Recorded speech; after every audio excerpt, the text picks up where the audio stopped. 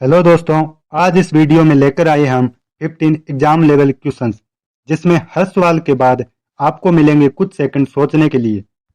साथ ही एक्सप्लेनेशन और सवाल से जुड़ी जानकारी जो कि एग्जाम में पूछी जा सकती है। और लास्ट में अपना स्कोर चेक करके जरूर बताना। तो चलिए फिर शुरू करते हैं। क्वेश्चन नंबर 1, भारत नाम की उत्पत्ति किससे मानी जाती है?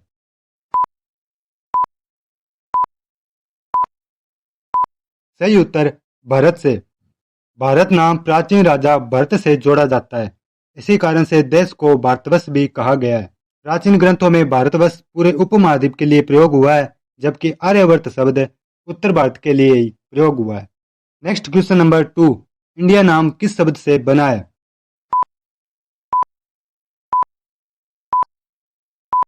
सही उत्तर सिंधु से। इंडिया शब्द सिंधु नदी से बना है। सिंधु नदी का अंग्रेजी रूप इंडस है। फारसियों ने इसे हिंदू कहा, यूनानियों ने इसे इंडस कहा। नेक्स्ट क्वेश्चन नंबर 3, भारतीय इतिहास को कितने भागों में बांटा गया है?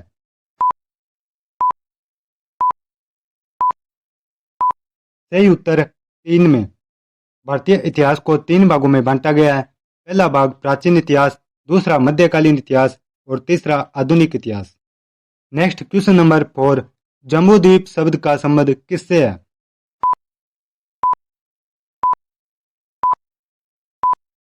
सही उत्तर भारत से। जम्बूद्वीप शब्द प्राचीन ग्रंथों में मिलता है। यह भारतीय भूभाग के लिए प्रयोग हुआ है। पुराणों में इसका उल्लेख है और बौद्ध ग्रंथों में भी इसका भी वर्णन मिलता है। नेक्स्ट क्वेश्चन नंबर 5, भारत के इतिहास को 3 भागों में बांटने की अवधारणा किसने दी?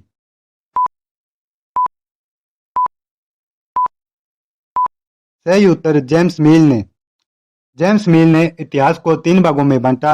उन्होंने हिंदू, मुस्लिम और ब्रिटिश काल बताए।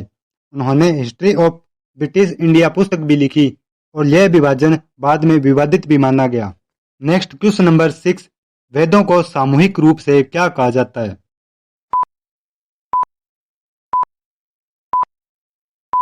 सही उत्तर संहिता।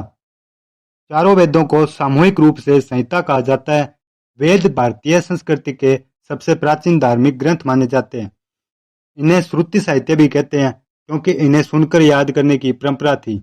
चारों वेद ऋग्वेद, यजुर्वेद, सामवेद और अथर्ववेद है। नेक्स्ट क्वेश्चन नंबर 7, ऋग्वेद में कितने मंडल होते हैं? इस क्वेश्चन का आंसर मैं आपको नहीं बताऊंगा, आप ट्राई करना और कमेंट में जरूर बताना। नेक्स्ट क्वेश्चन नंबर 8, गायत्री मंत्र किस देवता को समर्पित है?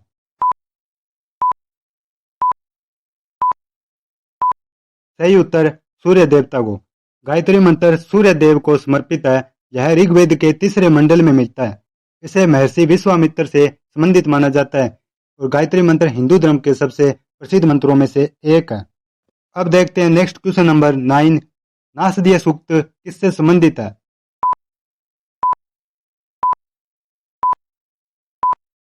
सही उत्तर सृष्टि से। नासदीय सूक्त ऋग्वेद में मिलता है। यह सृष्टि की उत्पत्ति से संबंधित है। इसमें ब्रह्मांड की शुरुआत कैसे हुई, इस पर एक दार्शनिक विचार दिए गए हैं। यह सूक्त प्रश्न उठाता है कि सृष्टि कैसे बनी। इसे वैदिक दर्शन का महत्वपूर्ण भाग माना जाता है। नेक्स्ट क्वेश्चन नंबर 10, यज्ञ संबंधी नियम किस वेद में मिलते हैं?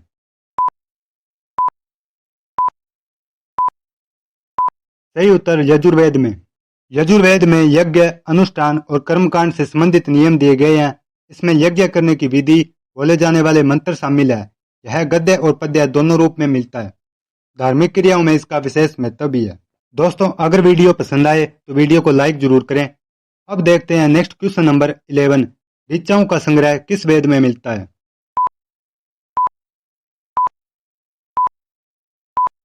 सही उत्तर ऋग्वेद में। ऋचाएं स्तुति मंत्र होते हैं और इनका संग्रह ऋग्वेद में मिलता है। यह मंत्र विभिन्न देवताओं की प्रशंसा में रचे गए थे। ऋग्वेद में समाज, धर्म और प्रकृति से जुड़ी अनेक जानकारियां मिलती है। इसे वैदिक काल का सबसे महत्वपूर्ण ग्रंथ माना जाता है। नेक्स्ट क्वेश्चन 12, होत्री शब्द किससे संबंधित है?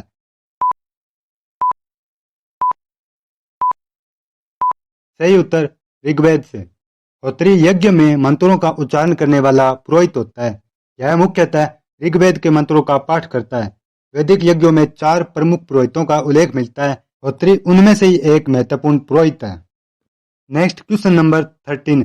उद्गाता किस वेद से संबंधित है? सही उत्तर सामवेद से। उद्गाता वह पुरोहित था जो कि सामवेद के मंत्र गाता था। सामवेद के मंत्र संगीत शैली में गाए जाते थे। इसी कारण से सामवेद को भारतीय संगीत का मूल स्रोत माना जाता है। यज्ञों में भी उद्गाता की विशेष भूमिका होती है। अब देखते हैं नेक्स्ट क्वेश्चन 14। अथर्ववेद मुख्यतः किससे संबंधित है?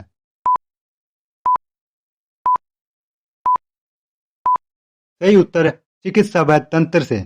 अथर्ववेद में रोगों, उपचार और औषधियों का वर्णन मिलता है। इसमें तंत्र मंत्र, घरेलू जीवन और सामाजिक मान्यताओं का भी उल्लेख है। अन्य वेदों की तुलना में यह जनजीवन के अधिक निकट माना जाता है, इसलिए इसे व्यवहारिक ज्ञान का वेद भी कहा जाता है। नेक्स्ट और लास्ट क्वेश्चन 15। सबसे बाद में जोड़ा गया वेद कौन सा है?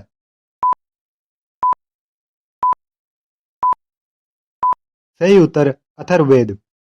प्रारंभ में केवल 3 वेदों को मान्यता दी जाती थी, जिन्हें त्रयी कहा जाता था। इनमें ऋग्वेद, यजुर्वेद और सामवेद ही शामिल थे। बाद में अथर्ववेद को चौथे वेद के रूप में स्वीकार किया और इसलिए इसे सबसे बाद में जोड़ा गया वेद कहा जाता है। तो दोस्तों, ये थे एनसीईआरटी हिस्ट्री के 15 इंपॉर्टेंट क्वेश्चन। अगर आपके 12 प्लस क्वेश्चन सही है तो आप सही डायरेक्शन में हो। तो दोस्तों, अगर आपको वीडियो से कुछ सीखने को मिला तो वीडियो को लाइक जरूर करें। ऐसे ही जीके क्विज और करंट अफेयर क्विज के लिए चैनल को जरूर सब्सक्राइब करें।